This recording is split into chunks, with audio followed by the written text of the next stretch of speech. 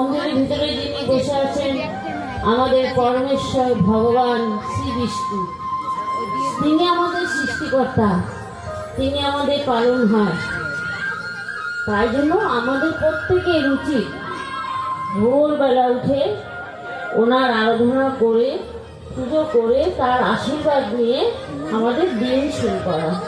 সেই জন্য আমরা প্রতিদিন মন্দিরে আসি। ও আচ্ছা মা, তাহলে আমি এখন আমাদের সখার সাথে খেলতে যাব? হ্যাঁ বাবা, তুমি খেলে আসো, আমি তোমার জন্য পাত্রদাসের ব্যবস্থা করছি। কেমন? ঠিক আছে।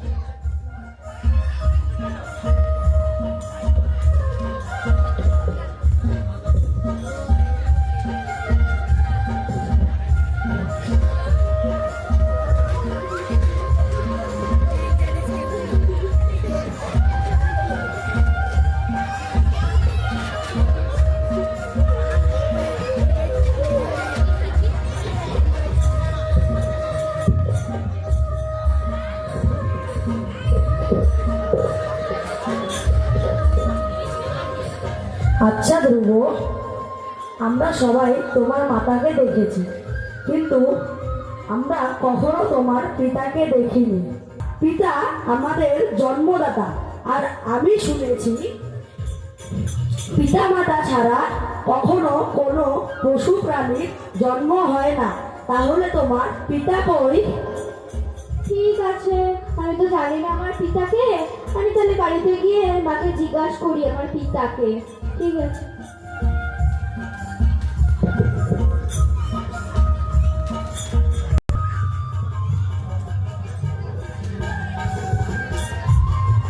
মা মা বাবা, মা, আমার পিতাকে, তিনি কোথায় থাকেন? তিনি কেন আমাদের সাথে থাকেন না?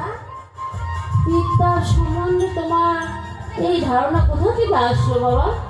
আমার সব সখাদের পিতা আছে, তারা একসাথে থাকে। তারাই তো আমার পিতার কথা জিজ্ঞাসা করছিল। তোমার পিতা ওই যে দূরে আমাদের কুঠিরের পরে দেখা যাচ্ছে রাজমহল, সেইখানে তোমার পিতা থাকেন। তিনি সেখানকার মহারাজ, উত্থানপাদ। তিনি সেখানেই সিংহাসনে আছেন বসে। ও আচ্ছা, নিশ্চয়ই কোনো মহৎ উদ্দেশ্য আছে, না হলে পিতা আমাদের কেন ত্যাগ করেছে? মা, আমি কি পিতার কাছে গিয়ে তার চরণ ছুঁয়ে তার আশীর্বাদ দিতে পারি? তাই তুমি আমাকে অনুমতি দাও। হ্যাঁ বাচ্চা, নিশ্চয়ই তোমার পিতার কাছে তুমি যাবে। তার চরণ, তার থেকে আমি বঞ্চিত করবো না তোমাকে। তুমি যাও বাচ্চা। প্রণাম মা। তোমার কল্যাণ হোক বাচ্চা।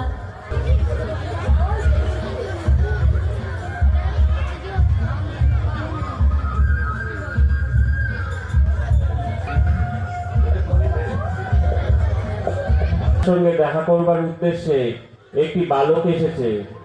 নাম তার ধ্রুব।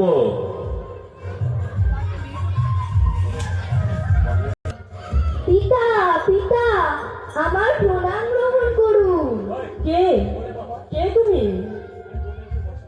আর আমাকে পিতা বলে সম্বোধন করছো কেন? কারণ আমি আপনার ও মাতা সুনীতির পুত্র। আমি ধ্রুব মহারাজ। কে? তুমি সুনীতির পুত্র? তুমি আমার পুত্র? এসো বাবা, তুমি আমার কাছে এসো। বাবা, ও কে গো? ও তোমার ছোট ভাই। আমাকেও ওর মতো বলে নাও না। এসো বাবা, তুমি আমার কাছে এসো। দাঁড়াও দাঁড়াও দাঁড়াও, এ কি করছো তুমি? তোমাকে কে বলেছে এখানে বসতে? যাও, বেরিয়ে যাও। আমি তো পিতার কোলে বসতেই চাই। তুমি পিতার কোলে বসবে মানে? তোমাকে বসতে কে অনুমতি দিয়েছে এখানে? পিতার কোলে বসতে হলে কি করতে হবে জানো তুমি? পিতার কোলে বসবে, কত শখ। যাও, বেরিয়ে যাও। এ কি সরোজি, তুমি এ কি করছো? তুমি আজ পিতার কোলে বসতে চাইছো? আবার এসেছো? যাও, বললাম না বেরিয়ে যাও। পিতার কোলে বসতে হলে তোমাকে কি করতে হবে জানো? যাও, গিয়ে বনে যাও, বনে গিয়ে ভগবানের কাছে তপস্যা করো। আর তপস্যার বর হিসাবে ভগবান তোমাকে যদি পরের জন্মে আমার গর্ভে জন্ম দেয়, তখনই তুমি একমাত্র পারবে তোমার পিতার কোলে বসতে। শুনেছ?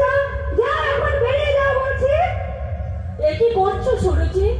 তুমি এ কি করছো? তুমি একদম চুপ করো, কোনো কথা বলবে না। দেখছো না কি করছি? পিতার কোলে বসবে, সব করো। আর পারি না। আমাকে তো চেনে না। আমার নাম কি? আমি হলাম সুরুচি। আমার নাম কি? সুরুচি। সুরুচি।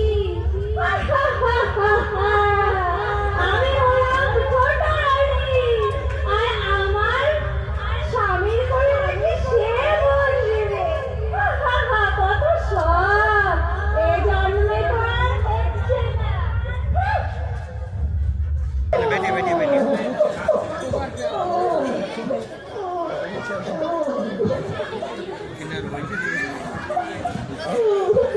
এ বাছা, কি হয়েছে? তুমি কাঁদছো কেন?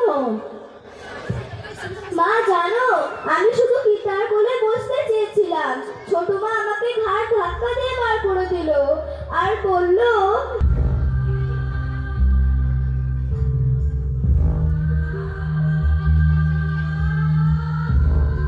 আর কত দূর যেতে হবে? কোথায় পাবো ভগবানকে?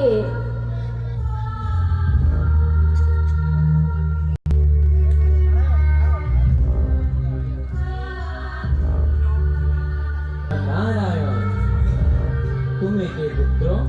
তোমার নাম কি? তুমি এই ঘোর বনে কি করতেছো? আমি ধ্রুব। আমি ভগবান বিষ্ণুর সাথে দেখা করতে এসেছি। আপনি কি কৃপা করে আমাকে মার্গ দেখাতে পারবেন? পুত্র, তুমি যতটা কমল ততটা কঠিন তোমার সংকল্প। তুমি হেরে যাবে এই কঠিন পরিস্থিতিতে। তুমি বাড়ি ফিরে যাও পুত্র, বাড়ি ফিরে যাও। ক্ষমা করবেন প্রভু, আমাকে ভগবানকে খুঁজে পেতেই হবে। ঠিক আছে, আমি তোমাকে বাধা দিচ্ছি না। ভগবত প্রাপ্তি। ভগবতে বাসুদেবায়। ওম নমো ভগবতে বাসুদেবায়। ওম নমো ভগবতে বাসুদেবায়। ওম নমো ভগবতে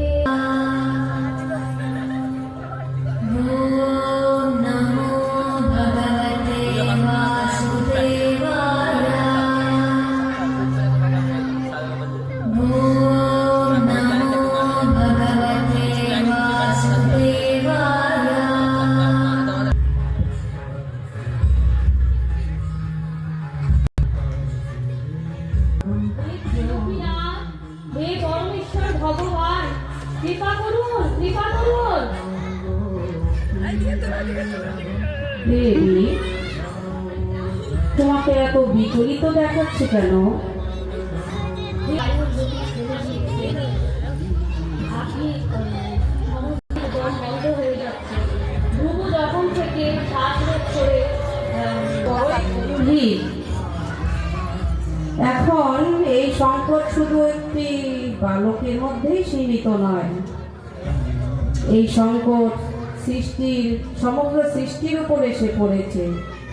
তো এখন তো আমাকে যেতেই হবে সৃষ্টি রক্ষা করার জন্য, আর যেতে হবে আমার ভক্ত ধ্রুবের জন্য।